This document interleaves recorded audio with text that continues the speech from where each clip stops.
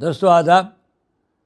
اس photo میں آپ دیکھیں گے میرے ساتھ بیٹھے ہیں ایک حسین جوان انسان. علی احمد اس کا نام ہے، اور یہ ہمارا خون چوسنے آ جاتے ہیں.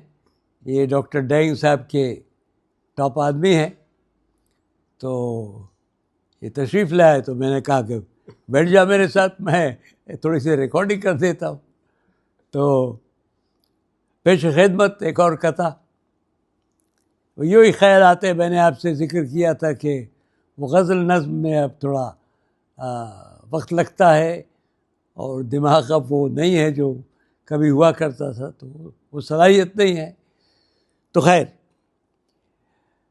آج کے حالات پہ ایک چھوٹا سا تذکرہ.